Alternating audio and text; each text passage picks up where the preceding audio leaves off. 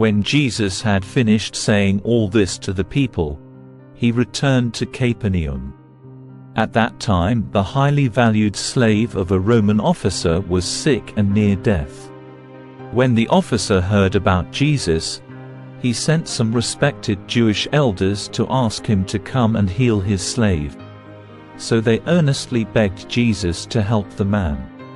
"If anyone deserves your help, he does," they said, "for he loves the Jewish people and even built a synagogue for us." So Jesus went with them. But just before they arrived at the house, the officer sent some friends to say, "Lord, don't trouble yourself by coming to my home, for I am not worthy of such an honor.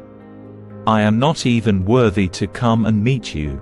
Just say the word from where you are, and my servant will be healed.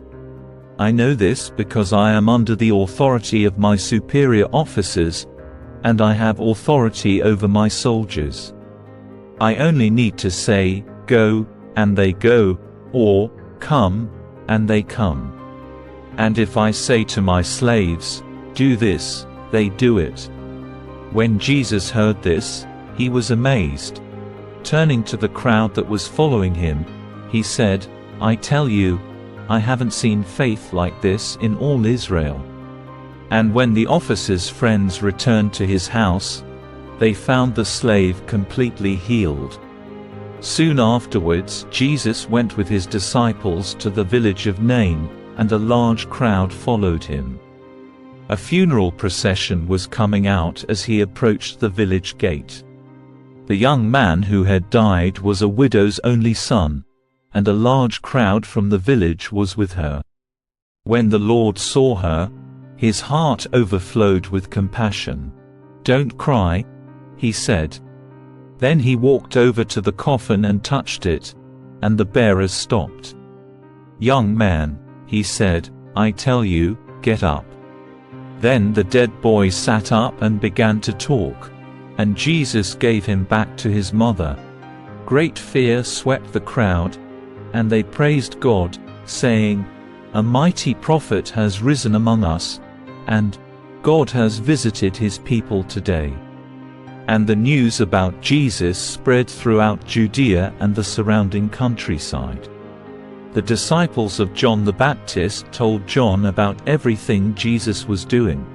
So John called for 2 of his disciples, and he sent them to the Lord to ask him, "Are you the Messiah we've been expecting, or should we keep looking for someone else?"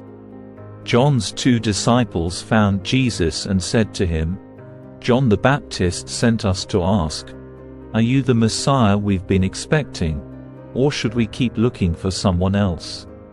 At that very time, Jesus cured many people of their diseases, illnesses, and evil spirits, and he restored sight to many who were blind.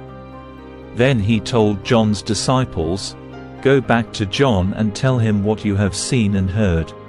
The blind see, the lame walk, those with leprosy are cured, the deaf hear, the dead are raised to life, and the good news is being preached to the poor."